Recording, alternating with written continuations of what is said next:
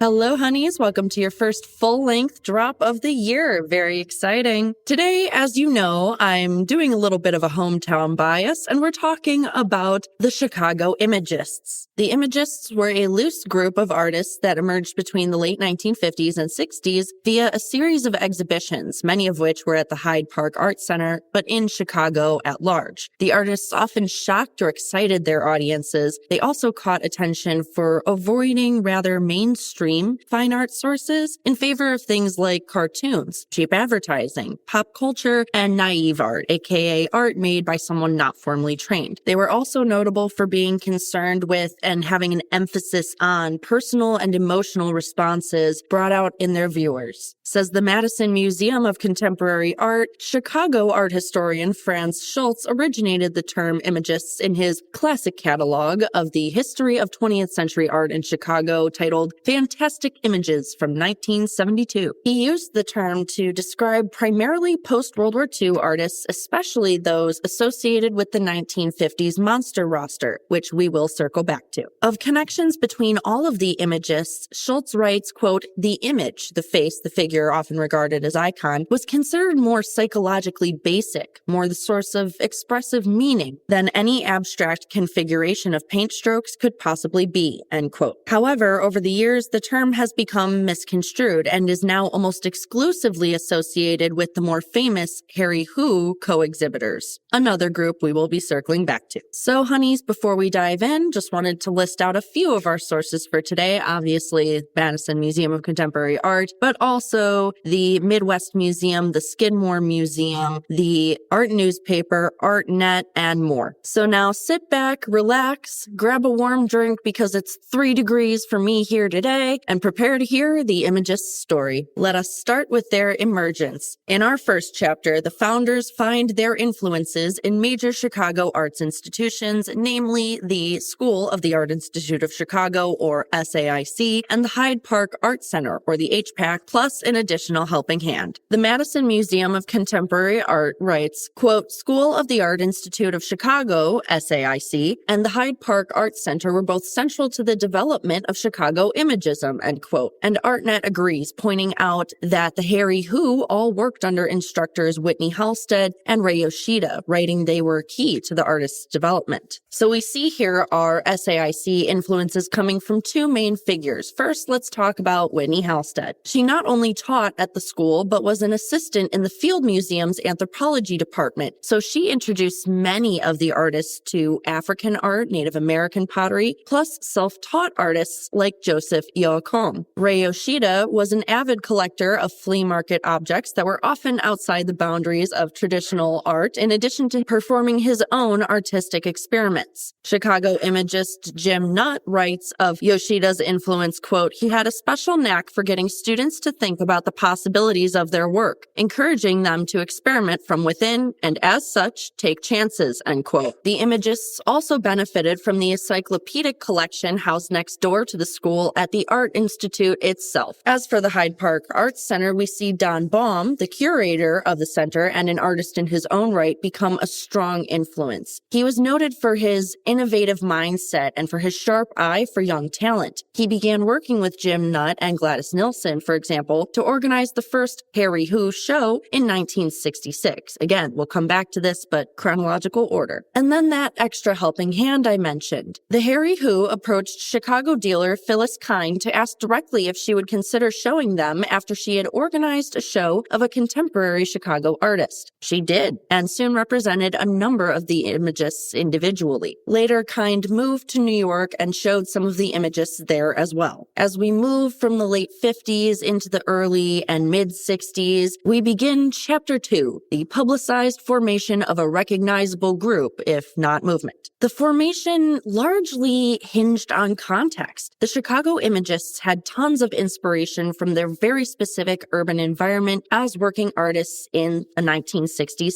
cityscape. Yet their highly fantastical art stood apart from the feel of LA's and New York's pop arts, in part by ditching sort of familiar aspects of pop. For example, example, the anonymous sort of qualities seen in Warhol's soup cans. Instead, they foregrounded the gestures of the artist's hand, hoping to make potentially private links between the artist and the subject and promote graphic strength. At that, say art historians now, they were extraordinarily successful. They were able to create free and fluid yet deliberate drawings, which often gave the Imagist works more energy and more motion than pop art associated with the coasts. The Imagists also notably had more female members than many other art movements that began in the 60s. Our sources for today write that Nilsson remarked at one point that California had a far more gendered atmosphere than Chicago after she moved there with her husband, Jim Nutt, in 1969. Now, as we keep kind of saying, the Imagists were somewhere between a group and a movement, which means their stylistic development went a few different directions as the 20th century progressed. So here's how we recognize them. ArtNet reports that former director of Chicago's Phyllis Kind Gallery, Karen Lennox, says that the Imagists, quote, have had many appellations attached to them: goofy, shocking, irreverent. Yet historically, one can trace their predecessors back to the Italians and the Dutch masters as easily as Marvel comic books, end quote. So what are some recognizable or shared traits of this group? Their style is often characterized by representational, aka figurative, work influenced by surrealism and art brut. They're often bizarre portrayals of the human form, expanded on Chicago's artistic traditions of the grotesque, which were established by artists of the 30s, 40s, 50s like Ivan Albright and Leon Golub. The Skidmore characterizes it as contrastingly warm and wacky compared to the more aloof, they say, styles of New York and London pop art, likely due to the Imagists' use of vibrant color, bold lines, suggestive and enigmatic narratives. A key thing to note about the Imagists is that they really spanned the mediums. You had, for example, Sue Ellen Rocca and Roger Brown working with mass-produced materials, often everyday household items, while others, for example, Carl Wersum, Christina Ramberg, and Philip Hansen, used ones associated with craft, specifically and extensively papier-mâché. There was Barbara Rossi using sewn fabrics in her printmaking, and then Art Green and Eleanor Dubé, among others, painting on shaped canvases. And I mean very irregularly shaped canvases. Another distinction of the Chicago Imagists is that drawing was a critical part to the group's endeavors, every single one of them, because of the immediacy and spontaneity it allowed, yet those drawings are rarely exhibited with other works by the Imagists. It's a sort of unsung part of their history. And again, we can turn to summarize this section up with Schultz, who writes, according to ArtNet, quote, they tended towards surrealist content, painterly method, and subject matter that was personally expressive. Chicago-type art is not only not rational, it is anti-rational to the point of perversity, end quote. Now we see some of the artists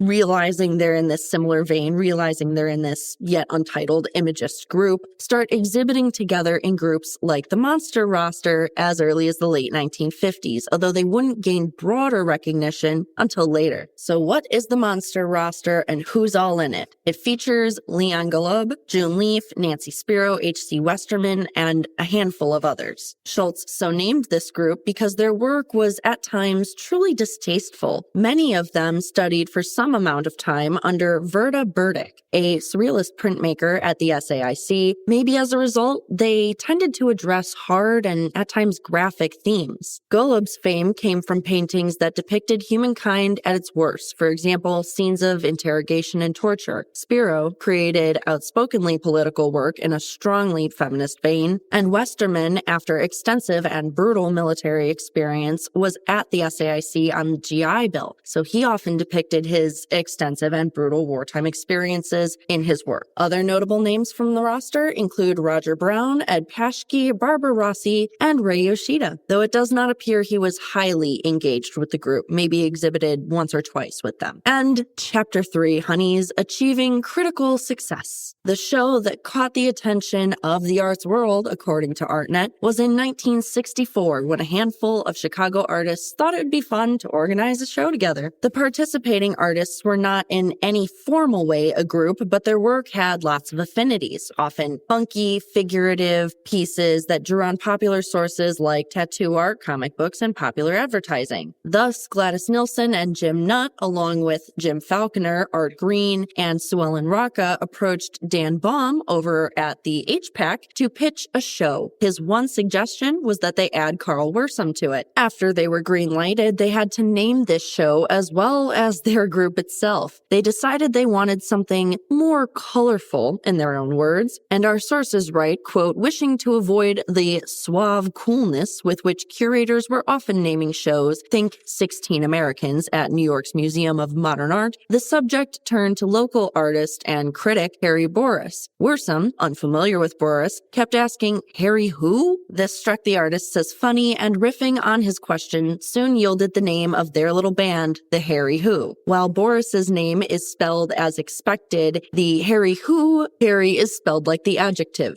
And here's where we're going to get juicy with it. We're going to do a short bio and an artwork examination combo for a handful of them. First, we have Jim Falconer, born in 1943. He has stated that the imagery of the Harry Who artists emerged from the tension and repression of the 1960s. Falconer explored juxtapositions between Western and non-Western sources, highlighting tensions between layers of patterning in his art and abstract shapes in a range of mediums. Falconer had moved to New York City from Chicago by 1970 and explored artistic avenues in film and photography before eventually pursuing a career as an acoustical consultant, designing and building recording studios. Let's discuss his work Self-Portrait from 1964. Completed while he was a student at SAIC, this piece has a more ominous mood coming from the subject's brightly colored body with red outlines and very darkened eyes. Behind him lurk two tall male figures. The contrast between his body, his clothing in colors like green, red, yellow, and his skin, including tones of pink, in contrast to these blacked out figures, contributes to that creepy sense. This tension and the use of a mostly yellow background leaves us feeling like this is a high energy situation. We just don't know what's about to happen next. Now, to be fair, honeys, this painting is different from a lot of the Imagists' work in that it reflects on the context of the USA in 1964 in a shift away from largely apolitical works done by the Imagists. Remember that 1964 is a time in which the U.S. involvement in the Vietnam War is escalating, Chicago's racial divide is climaxing in extreme police brutality and also rioting, despite the passing of the Civil Rights Act that same year. So there's this extreme contrast between different realities, really, in the year 1964. And that may contribute to the tension, the differences between figure depictions we see here in this image. Yet the work also marks the start of a permanent shift for the artist. He goes on to co-found the Chicago branch of Artists Against the War in Vietnam with Dominic DeMeo, Robert Donnelly, and Donald Mayne by 1969. Moving right along to Gladys Nilsson, born 1940, she's recognized today as a premier watercolorist, but she's also experimented with several different mediums. Nilsson, a local, visited AIC all the time prior to her college years at its school. She drew inspiration from Seurat to create intricate and enigmatic dramas, but also blended them with the traits of Northern Renaissance painter Hieronymus Bosch, who, side plug, you can hear about in our The Other Renaissance Guys episode. But she mirrored his dense layering of artworks with content and his achievement of a sense of animation through stylized characters in the middle of dramas, many, many different dramas, courtship, gastronomic delights, narcissistic passions. Nilsson eventually went on to teach courses herself at SAIC in 1990 and remains on the SAIC faculty in the Department of Painting and Drawing. And a few artworks for her today. First, Landed Bad Girls with Horns, 1969. This piece is from a series based, quote, very loosely on the TV show Star Trek, hence the pointed ears and ring neck shirts featured here, as well as the blobby and intertwining humanoid forms interacting with each other, talking, all in shades of light gray, like brown, beige, pink, and coral. This is another complicated and overlapping, difficult to discern narrative. In a lot of ways, the construction of it reminds me a lot of Guernica. The curvature of the forms, the unclear color distinctions between bodies is very similar. Said Nilsson herself of the piece, quote, for some reason, the exchanges and confrontations between between the characters on the show struck a chord with my work. I did a bunch of mini adventures on paper that lasted about a season, end quote. We also have her Untitled of 1966 through 68. The piece shows an armless woman with pink fluffy hair, sturdy-looking legs, and incongruous breasts. She's wearing a green and red striped shirt, while others seem to look up from below street level, below ground level, and have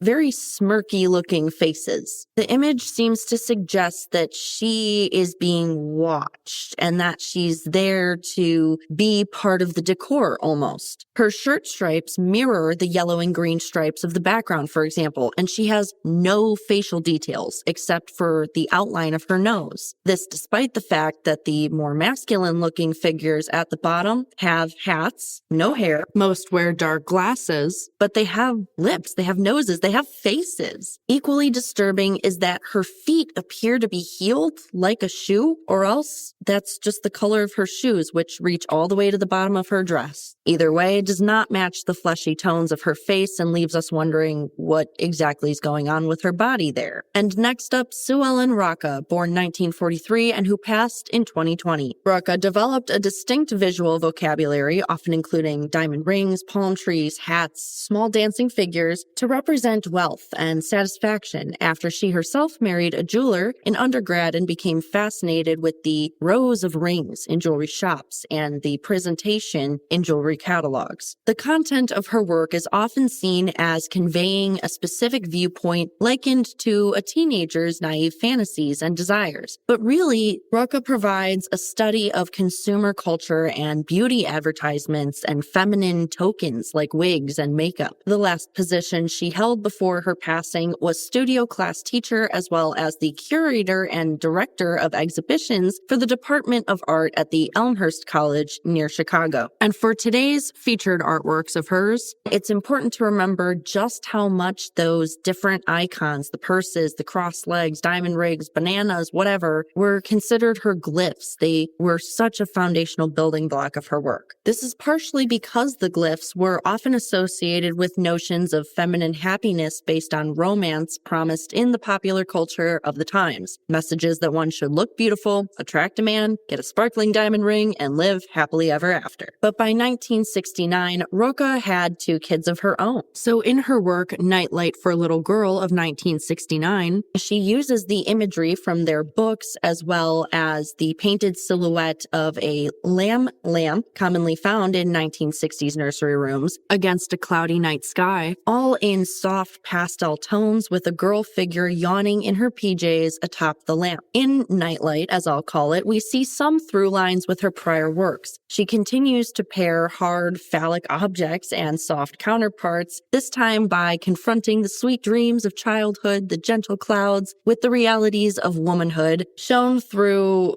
not only yellow and blue raindrops falling from these clouds, perhaps acid rain, but also small cartoon penises. A piece that speaks to her and the Imagists at large interest in pop culture, advertising, the more mundane sort of things of the 60s, is Game from 1966 to 67. As you might guess, it looks in many ways like a board game with multicolor components and outlines, different squares within squares, multiple symbols often in various groupings, and the hints of action-based narratives within said groupings. All of the major designs are done in a white rectangular square on a very dark background, so could easily pass as a board game if you just took a glance at it. Moving along to Carl Wirsum, born 1943 and who passed in 2021. Says the Madison Museum of Contemporary Art about him, quote, his iconic style involves a process of free association and can be recognized for its flatness of form, dynamic lines, bold coloration, and refrain from painterly expression, end quote. Wirsum enrolled in the SAIC in 1957 with the intention of entering the comic book industry, but he became focused on indigenous art forms and the world outside of institutional walls while he was there. And taking a quick look at one of his art pieces, it's called Fire Lady or Monk's Key Broad from 1969. While it was being created, Wirsum was living in a predominantly white neighborhood on the very racially segregated south side of Chicago. Yet he decided to face the tensions of the day and often go on shopping shopping trips for jazz records in predominantly Black neighborhoods. And it seems as though the shop owners were open to that because he genuinely appreciated the music. And that's a little bit of context, honeys, for our work in question. It was the result of a photograph in Time magazine of Monk, a jazz musician, and his wife, Nellie, wherein Worsom thought that Nellie looked proud and calm. So Worsom decided to show her here as a sexually charged and fierce woman able to ground her marriage with inner strength and visible grace. Or at least that's what he says. I don't disagree with that entire statement, to be fair, honeys. It's only that the grace and grounding part is hard to see unless you know to be looking for it. The work shows Nellie pretty much just from the top of her head to just below her hips. It doesn't even show her entire raised left arm, while her right is curved around to be at the front of her pelvis. Her hair transitions from closest to her body, red and white, to pink and eventually yellow. And it's very difficult to tell where that hair ends and the background begins. Her skin tones are patches of dark green and bright yellow, which looks exceptionally odd around her face. And her eyelids and lips, in contrast, are a bright pink as well. She appears to be in the middle of dancing, perhaps giving a seductive look to the viewer, yet the almost scribbly look of all these different patches of color across her body through her dress, so on, which provides some texture and some highlights and shadowing, at the end is still fairly off-putting. And now, having introduced the Harry Who in great detail, we hop back over to our storyline. Soon after they began exhibiting, Roger Brown and Christina Ramberg joined the Harry Who group. They overall had the effect of expanding the city as an important regional school of art. Once the world was recognizing the Harry Who and where they came from, that of course raised the status of all of the Chicago art scene. The Monster roster, Harry Who, as well as groups like Non Plus Sum and False Images were all shows featuring works as irreverent as their names, and which followed in the decade or so after Imagism became distinct enough to start naming, to start associating artists with. The Skidmore tells us that the Harry Who went on to, between 1966 and 68, exhibit a few times at the Hyde Park Art Center on the South Side. These were among a number of group shows held throughout the 1960s and 70s, aforementioned False Image and Non Plus Sum in 1968 and 69, respectively, I believe, as well as Marriage Chicago Style in 1970 and Chicago Antigua in 71. Through all this time, the 1950s through the 1970s just about, and all these shows, the Imagists attracted notice and shook things up well outside of Chicago as well, launching members of the group to the forefront of the art world. Write our sources, quote, during the 70s, Nilsson had a solo show at the Whitney. Nutt appeared in the Venice Biennale and at shows at SF MoMA, the Walker, and the Rijksmuseum. Most of the Imagists were included in the Whitney Biennale at one point or another, end quote. Through the efforts of many different curators and directors, the works also made their ways into collections of major museums like the MoMA, the Hirshhorn, and the MUMOK of Vienna. Those curators and directors included Tom Armstrong, Jim Demetrion, Rob Storr. We would be remiss to mention, though, that many Imagists reached national heights by being included by AIC curator A. James Speyer in his recurring American exhibition shows. We also saw the Whitney Museum of American Art's director, Thomas Armstrong, working with curator Marcia Tucker to bring a major show to New York. ArtNet reports that the Imagists even landed major collectors and long-term supporters like Ruth and Leonard Horwich, Ed and Lindy Bergman, and Susan and Louis Manilow. And finally, honeys, we reach the end-ish of our story, the end of the movement. The art of the Chicago Imagists continue to evolve and include various influences, surrealism, primitive or outsider art, and eventually the artists in these groups moved on stylistically, intellectually, or otherwise, and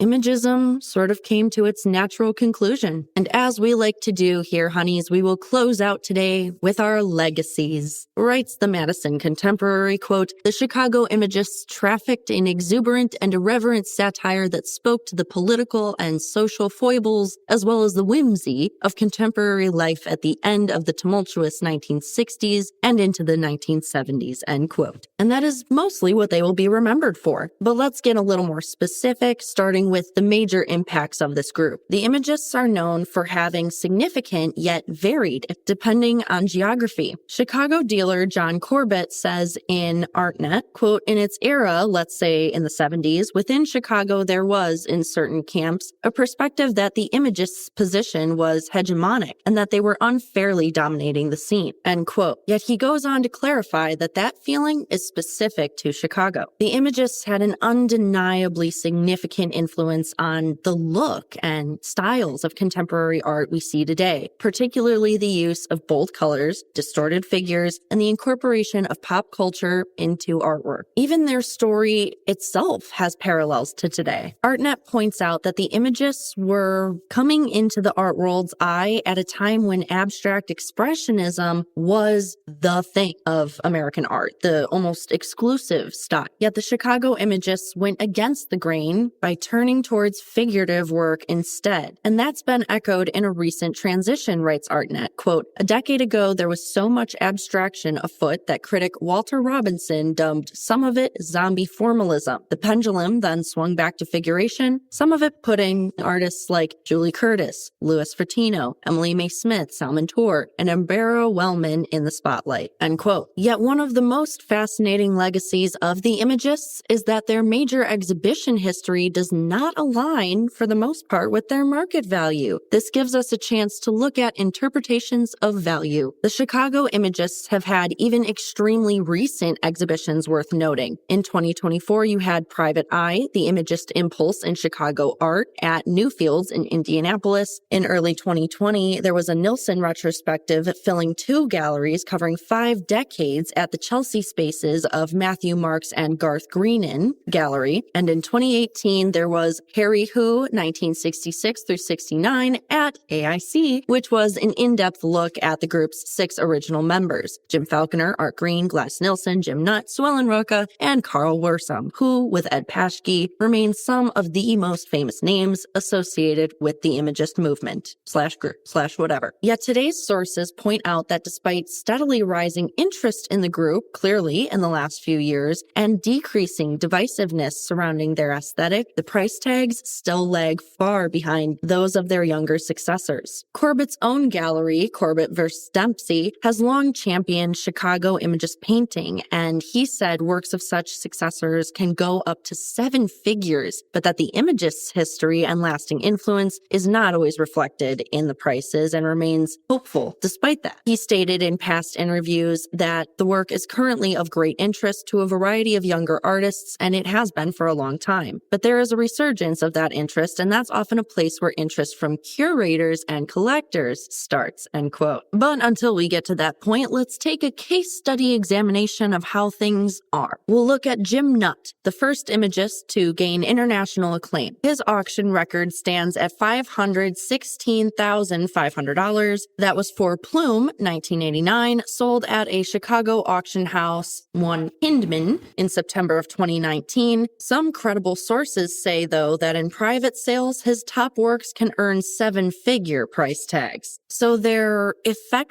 market value also depends on which sort of market we're talking about. Generally speaking, the most sought-after Imagist works by collectors include Nutt's Harry Who era portraits and works on plexiglass and metal, Paschke's early paintings of women dressed in drag, Nilsson's Harry Who era watercolors and early reverse plexiglass paintings, and Wirsum's Harry Who period paintings and wood puppets. As former Kind Gallery director Lennox said, only Gladys Nilsson, Art Green, and Jim Nutt are still, quote, living, working artists with a healthy primary market, end quote. The former 2 are represented by Garth Greenan Gallery. Nutt's work is handled by David Nolan, but the rest of the Imagist's works collections are only available on the secondary market, with many of their estates lacking gallery representation to this day and or owning little material themselves. Corbett said, as is the case most of the time when it comes to auctions, quote, you're not seeing what people want so much as you're seeing what's available, end quote. And that naturally creates a bias against